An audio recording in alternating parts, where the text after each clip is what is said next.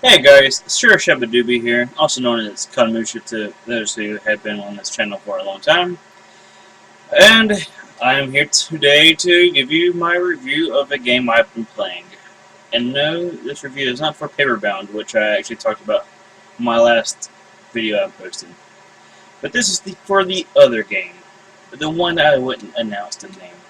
It is Danganronpa Another Episode, Ultra Despair Girls. Alright. Before I get into this review, I have to let you know, the only thing I really know about it is, about the Danganronpa series is, it's a beta series, and it has an anime, and I watched the anime. That is my only exposure to the whole series, so, yeah, it'd be nice to know more info, so I'm going to have to end up playing the other ones eventually. Because, reasons. Alright. Let's go ahead and tell you. This game takes place, I believe it's between 1.5 or just half a year after the events of the first game. And, yeah, you play as Komori Naegi, who, spoilers, is the sister to the main character, Makoto, what his name is. And yeah, anything I can say about the game? Well, obviously I got plenty to say. Let's talk. I'm gonna talk about the sound first because that's usually something I don't ever start out with. I actually enjoyed the music in this game. The little theme song for it is actually pretty catchy and weird at the same time, and it also has a bunch of very catchy background tracks that, just kind of surprised me. Like, they're actually pretty good. The music in this is really good. The voice acting is hit and miss. There's some good voice acting, and there's some bad ones. Some of the kids are not that good. The servant guy is not all that good either. Anyone else I can point out? Obviously, I think those are the only ones I really didn't like. And I can't think of which kid it was. I think it's the one with the mask. His voice is just annoying. So yeah. All right, art style. It has a very unique art style, and that's about all I can say about the art style. It's what you'd expect from a cartoonish third-person shooter. Yeah, it's a third-person shooter.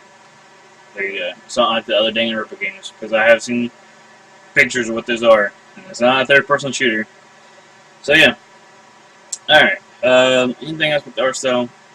They have bits and pieces from, they have actual anime scenes occasionally. They have the classic visual novel type of scenes, and then they have just the, nothing. They just have, text box guy versus text box guy. That type of thing. But yeah. Now let's go ahead and talk about gameplay. I already said it's a third-person shooter, right? But basically, have you ever wanted a Resident Evil 4 style shooter for the Vita? Was that a yes? Well, there you go. You have a Resident Evil 4 style shooter. Only it's missing a few things that I would like to have. It has a few things that's not bad. One major thing I really wanted was a quick turnaround. That would have been really helpful. Overall, also nice. Yeah, there ain't too much about the gameplay I can talk about, besides my extreme dislike for a couple things. The camera.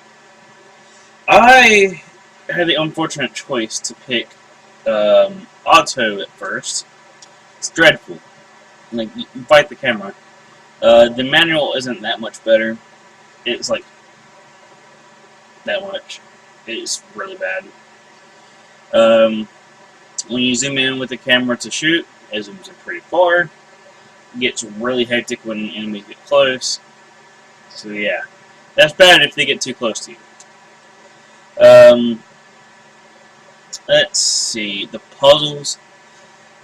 They're not bad, but there are a few things I can say sucks, and that's the weird flipped localization, where the puzzle was originally supposed to be solved right to left, but since we're American, well, I am anyways, you read left to right, so gotta do that extra step of, like, wait, why is this puzzle not working? Like, this is obviously a solution.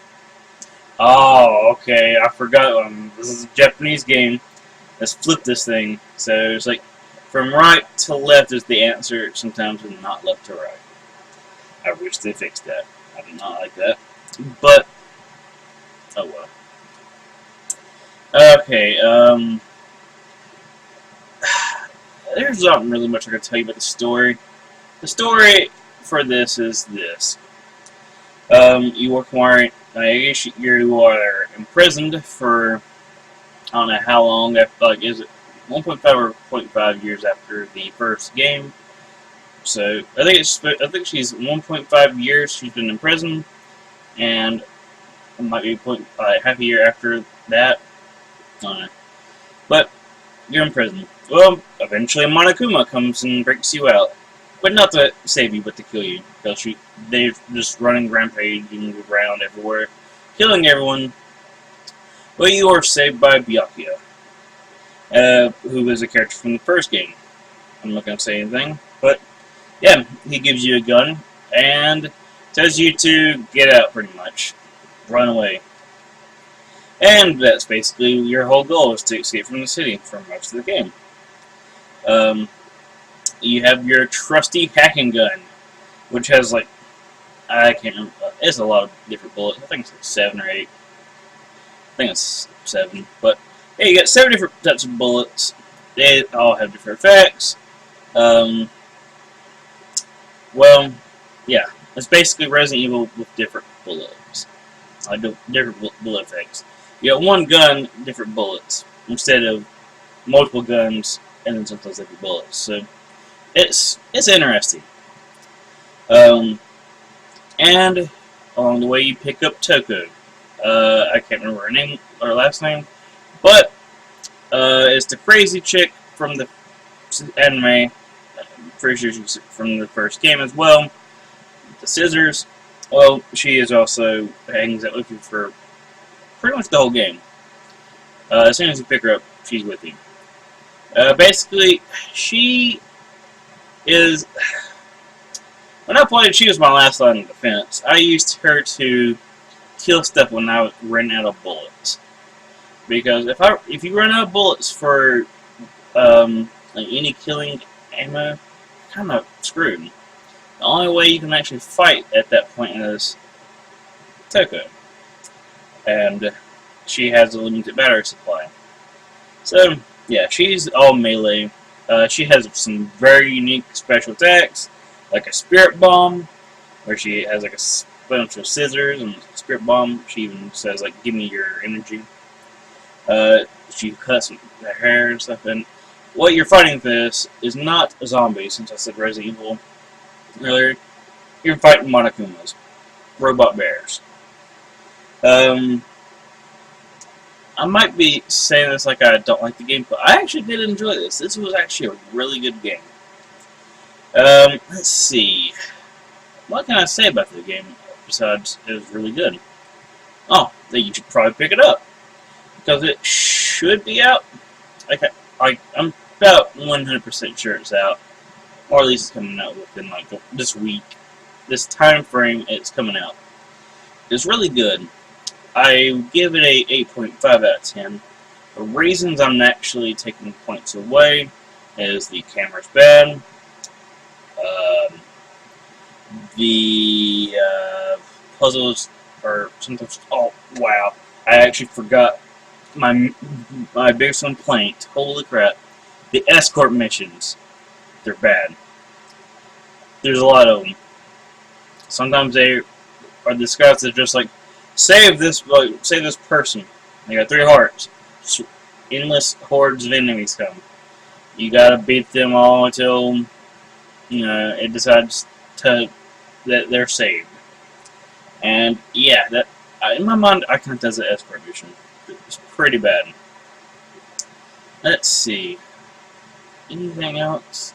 Because I know I'm missing something. Escort missions, bad camera, sometimes bad dialogue, most of it's okay. Inverted puzzles. That's about it, actually. But it was escort missions. Oh my god, they were so bad, dude. Ugh.